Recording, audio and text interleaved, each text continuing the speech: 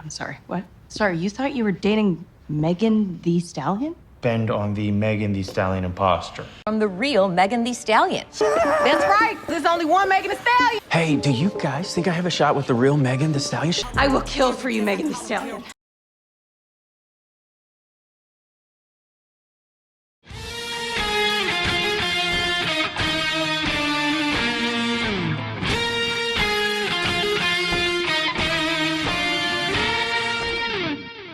Howdy, y'all. I am Adam the Renaissance Nerd, coming to you today with my She-Hulk Episode 3 review, and I'm just going to get right into that first thing here.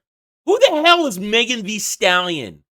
Call me old white boomer man, but I don't know who that is. I really don't care. But She-Hulk really wants us to know who she is. Apparently, she's a hip-hop person. What does that have to do with anything? I mean, we'll get into her being part of this B plot as we go through the episode, but wow. We're going to deal with this right here before we get into the review itself. Who are you marketing this to, MCU Disney Marvel? Seriously, who is this for? Not us. I can guarantee I could walk up to any single nerd on the street who's an actual fan of She-Hulk, an actual fan of superheroes, any nerd of anything, and I will hold my phone in front of them, or microphone, whatever. I go, do you know who Megan Thee Stallion is? And they will give you the same look I just gave you a moment ago. This is people who want to enjoy this. Actual people, actual fans. Don't know who Megan Thee Stallion is, don't care who Megan Thee Stallion is, and will never want to know anything about Megan Thee Stallion. This is stupid. This is beyond stupid. And this is clearly such a miscalculation by Disney Marvel to think that, and the shills, for days leading up to this, I've been seeing them talking about Megan Thee Stallion's going to be in She-Hulk. Here comes Megan Thee Stallion in She-Hulk. And I'm thinking to myself, what does this have to do with anything? And now I see why. Some hip-hop artist agreed to do a cameo in an MCU show. A hip-hop artist that maybe a bunch of Gen Zers or whoever the youngest Gen is right now. Yeah, I'm totally looking like a boomer, but I don't care. Because, first of all, I care about actual quality entertainment and maybe quality music. And whatever she putting out, that ain't quality. That's dog shit trash. I'm going to tell you right now. You unhappy with that? Both barrels, move along. You probably don't want to watch the rest of this video anyway. This is got to be some of the dumbest marketing I've seen yet. And we just finished Rings of Power marketing. This is outrageously stupid to center an episode around a hip-hop artist. Who are you appealing to? And even your stans probably don't know who it is, but I guarantee the stans are all going, oh, Megan Thee Stallion, it was so great to see her. I guarantee they're doing that, and they have even less of an idea who she is than I do. This is pandering to a group of people who don't watch your show and are never going to watch a show, who aren't even into superheroes and comics and anything like that. Once again, spitting in the face of nerds. Spitting in the face of people who actually maybe wanted to care about this show, actually want to see good Marvel entertainment. Oh my God. All right, let's get on with this. Frankly appalling that anyone would work towards freeing a monster like the Abomination. Have you seen this insanity? I don't care what anybody says about me. Oh, that's CGI. Wow. Oh, it's so bad. We're going to come back to this scene in a bit, but this whole episode is just, it's mind-numbingly boring. And we're still in search of the funny. Because there's no funny to be found. There's no comedy. There's nothing amusing. There's nothing relatable. Everybody in this show is unlikable. It's horrible. All right. We pick up right away from last week. Jen is marching into this jail. She's angry at Emil for not telling her that he went to Fight Club, and then he says, I didn't do it. Wong broke me out of jail for his Fight Club. I wanted to stay here. And she goes, okay, then we'll get to Wong. And she makes a phone call to Nikki, and while she's driving back, and Nikki goes, oh, I'll find him. He's really hard to find on social media, but I'll find him. Don't worry. I'll reach out to Wong. Because it should be that easy just to reach out to the Sorcerer Supreme. I know, Wong is Sorcerer Supreme. I can't believe they did that. It's so stupid. Well, then we get a fourth wall break. Car's still driving, but I'm going to lean over and break the fourth wall because we're waiting for that fourth wall humor to still arrive, and it hasn't yet. She's going to complain a bit more because that's Jennifer Walters' She-Hulk superpower. Bitch, bitch, moan. Bitch, bitch, moan. Insufferable bitch, bitch, moan. That's what she does. She's going to complain, oh, I got to find Wong, and basically, oh, I hate that everybody's looking at me, and then we get this social media montage of TV to Twitter to Instagram, whatever's going on there, of everybody going, oh, here comes She-Hulk. She's going to defend Abomination. Oh, blah, blah, blah, blah. Let's get one in Spanish, I guess, and then let's have Dude Bro worrying about, why is this chick here? What happened to Hulk? And then, oh, I'd smash her.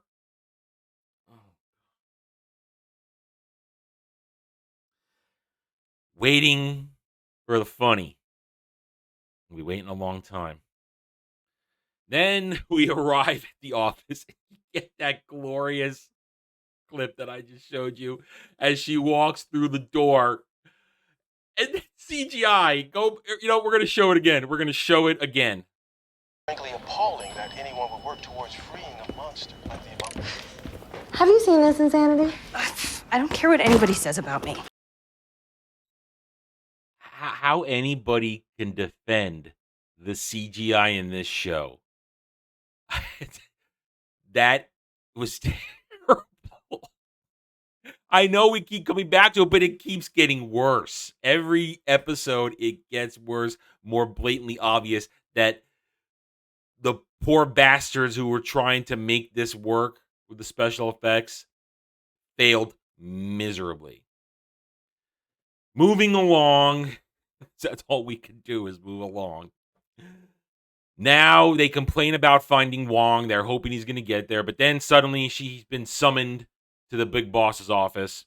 And when she arrives, she walks in and there's DA Dude Bro, the misrepresentation of men. Because again, this dude is what these Karen wine moms in charge of this show think men are like.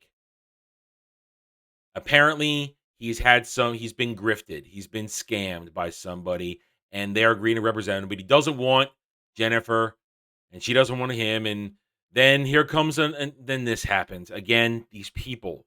My God. You wanted to see me? Yes, Mallory Book is also in the Superhuman Law Division. Yeah. No, I can't talk to a 10 about embarrassing man stuff. She could be my next fiance. Happy to not be involved. What is wrong with the people involved in this show? This is their idea of comedy. Again, waiting for the funny, still hasn't arrived. Oh, let's just make this guy even more disgusting. Let's make him as unappealing as possible because any man that finds women attractive has to be portrayed as an ultimate pig. That is the most frustrating thing in this episode, that this guy is on display as this I'm a raging moron. And because I'm also like women, I'm also a raging moron. It's so exhausting. Honestly, this is exhausting watching this. I didn't go back and take a nap this week after watching it, but I wanted to. Basically now he keeps going, oh, I can't let women defend me. I can't let Jen, but how about this dude? Points to the dude named Pug. I guess that's his name is Pug. That I called a soy boy last week. And I'll be honest, for the most of the episode, he presents himself as a competent lawyer. during the episode. However, after every time Pug will present himself as competent, he will then instantly become soy boy. It's just, that's what they care about. That's what they like, and it's unbelievably annoying and stupid. Well, he agrees to they agree to let Pug be his lawyer. Jen now has to go on her way because then while they're in the meeting, portal opens and here comes Wong. Oh, hello. I'm Wong. Sorry I'm late. Then we have to go have Jen and Wong conversation. And we've seen part of this in a trailer, but the part in the trailer we saw, they edited out. So it's a whole different conversation about how Wong doesn't want to use magic to solve this, but he's still ready to use magic to solve it. And Jen keeps trying to explain, no. We have to follow the law. I just need you to come to the parole hearing and state why you're the one that broke Blonsky out. And that'll fix everything. And Wong's like, okay, we'll use magic as plan B. Just don't touch your nose. Again, comedy, waiting for happen. It's a struggle. Everything in this is a struggle.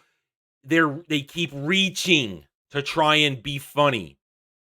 You're either funny or not, and none of this is funny at all.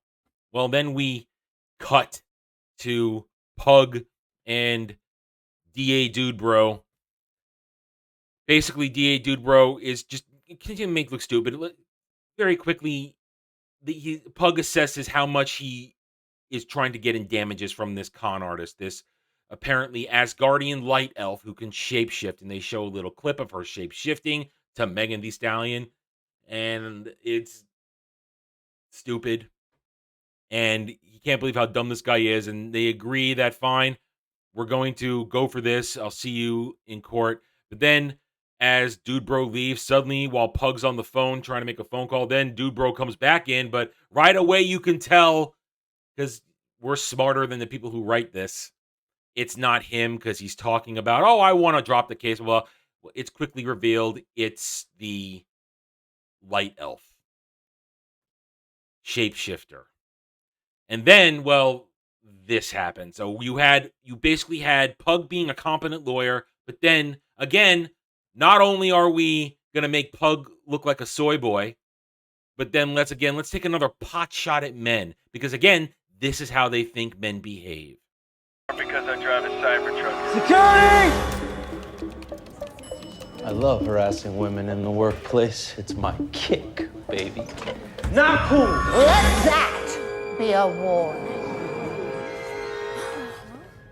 I don't. You guys know me. Come on, guys. You know I'm not like that. The continued, incessant assault on masculinity. That is the true theme of this entire series so far. Men suck. Men are bad. Heterosexual men are bad. Men are gonna treat women like objects. This whole B plot, and I say that very lightly because, again, they've attempted an A and a B plot now. This whole B plot of this episode is how dumb DA Dude Bro is. How dumb is he? He's so stupid because he wants to have sex with all kinds of women. He's brainless. He has no mentality. He lives in his macho fantasy world. We're going to get to that in a minute, where it's just completely, I don't want to say it's out of line, but it's out of place. This continued depiction of men. I made fun of Pug last week for being a soy boy. Here's the best bathroom to poop in. And then they make him look competent in his job here, but then right away you saw that. No, I don't touch women in the workplace. Don't worry. Don't worry, everybody. I'm safe. I'm an ally. You don't have to worry about me. I'm a good little soy boy. You guys know me. I show you where to poop. We have to move on. Big parole day. Jen's got everything lined up, but Wong is late. And this scene again, this scene has a little bit of patriarchy, and we haven't had a lot of patriarchy, but now we have a little drip of patriarchy up alongside. Oh, look how intelligent the women's of color is. Yeah, and I say that because that's what it is. That's what we represent. Because we get the parole board introduced, and in the center you have the old white guy who is ready to just pass judgment on poor Emil Blonsky, who is a supervillain. We'll talk about Emil in a little bit. Oh, let's just get this over with. He escaped jail. But then, of course, the black women's. She's perfectly ready to be reasonable. Oh, no, let's hear what Ms. Walters has to say. And let's hear what Mr. Blonsky has to say. It's okay. I'm listening to you because I'm the sensitive, aware one. That's exactly what comes across as you watch this. Old, entrenched, patriarchal white man. He's not ready to be reasonable. But the women's of color, she's reasonable and open to all kinds of possibilities. Wong is late, as I said, so Jen has to march through her other witnesses. And again, degradation of men. You have a crying security guard who Blonsky helped with his relationship. From a bad marriage. That's it, Carl. Let it flow. Now the library is more than just a quiet place to shift someone. Instead of toilet wine, prisoners make toilet kombucha. Another attempt at comedy. Swing and a miss. None of this is funny. And again, all we end up with is another emasculating moment. A grown man crying because he was unlucky in love. But centered now, reformed Emil helped him through it. None of this is funny. But we're waiting for Wong, because Wong's going to come in and be funny too. No, he isn't. He's not going to be. Finally, as the parole board's ready to call it a day because there's no Wong, Wong shows up the last second and again tries to be funny. Have you ever heard of Kumite? We're going to jump scenes. A and B plot are going to shift back and forth. Isn't that great writing, guys? We are now at Bug and Dude Bro court, and the defense is trying to get the case dismissed because they're trying to claim that Dude Bro was in a role-playing relationship, but they can't leave anything alone. They being Disney, Marvel, MCU, they cannot just leave things alone. They must continue to make heroes look stupid. Heroes that we love look stupid. Behold, he's not even in this, but let's take a pot shot at Thor as though Love and Blunder wasn't bad enough. Excuse me, Your Honor, but Asgard is not a place. It is a people. Therefore, Thor's inspirational speeches are not admissible in court.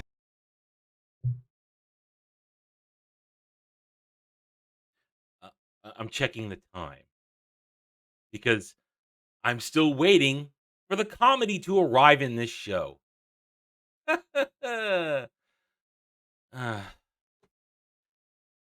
Why do you have to beat up on Thor some more? Why? Why must you continue to make him the butt of everything in the MCU? This is shameless. It's sad. It's despicable to an extent. Let's destroy the things we love. And then let's try and be more bad funny. The judge decides, okay, we're going to trial. Shut up, everybody. Let's go. But then the stupid light elf decides to pretend to be the judge. I'm hitting the hammer. None of this is funny. It's illegal to be a judge. Or impersonate a judge. Whatever. It's melting my brain. It's melting my brain. And the brain melting will continue because then we're back at the parole hearing. Wong finishes telling his story about how, oh, look, I did this to him. He's completely innocent. I offered him sanctuary at Comertage, but he turned it down to come back. Isn't that great? And then Jen gives a great big speech about how he's in control and he's reformed. And then Emil decides to transform into Abomination just to show that he's in complete control. And everybody freaks out. And Then again, more forced humor. Oh, wait, I'm covering myself up so I'm not naked when I shrink back down. And then again, really bad forced comedy of thank you, Mr. Wong, for coming here, but you do realize that breaking him out of prison is a crime. To which Wong goes, "Oh, I have to leave. Bye." Opens a portal, zips away.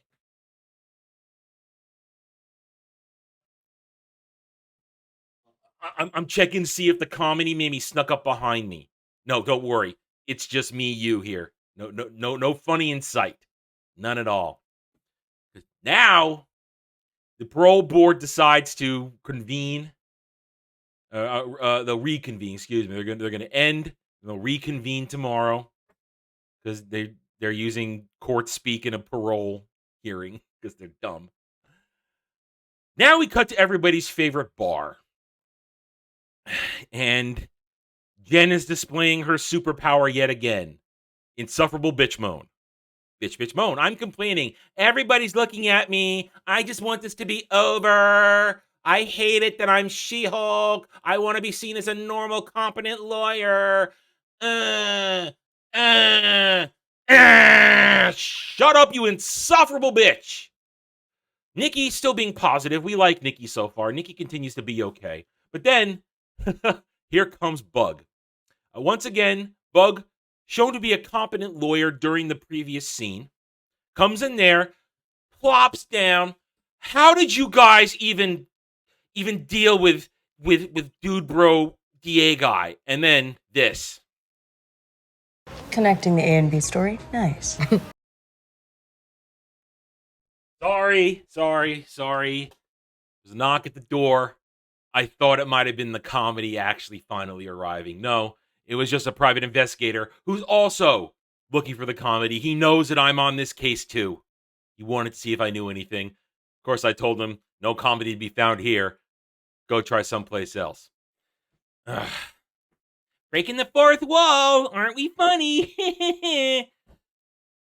This is sad. It's pathetic. And again, as I just said a moment ago, you have Bug being competent, but then let's turn him into a soy boy who's going to sit down, going to drink the girly drink that Nikki passes to him, while they all complain about how horrible a man is. Soy boy. Let's all be catty bitches.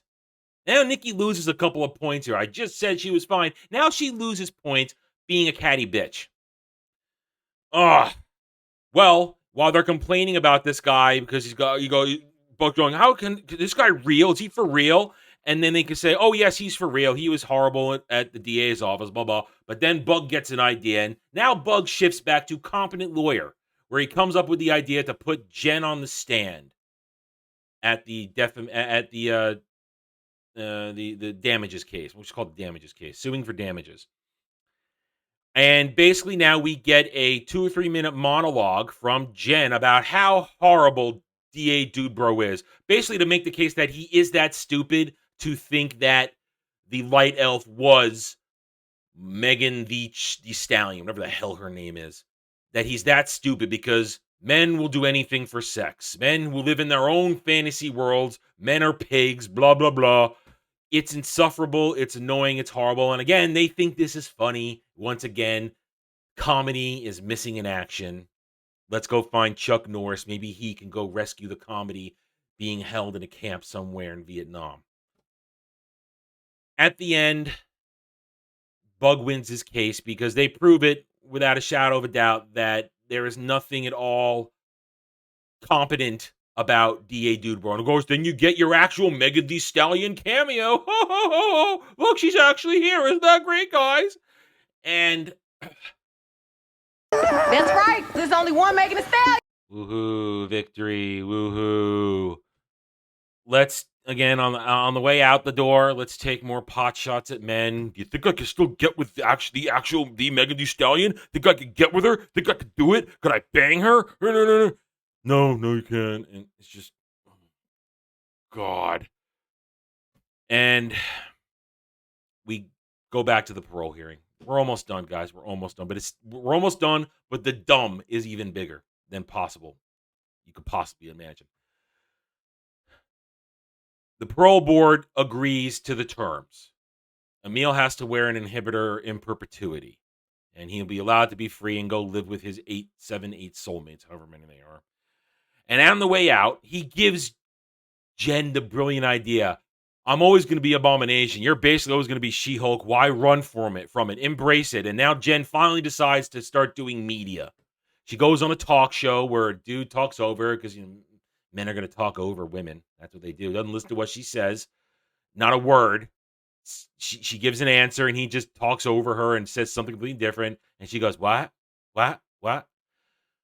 We're going to talk about the whole media aspect of this at the end, which is really dumb, and it's also insulting to fans. But first, we have the closing scenes. After her interview, Jen is walking down an alley for some reason. Who knows? Reasons, whatevs.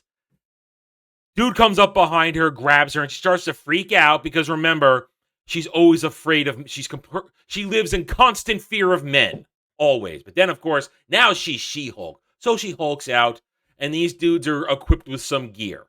Did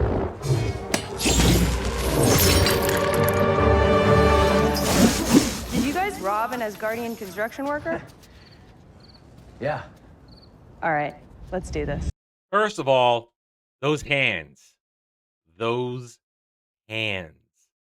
are completely disproportionate to her Hulk out form. Look at those things. Oh my goodness. Be afraid, dude, in a couple episodes who's going to date her on Tinder. Be afraid.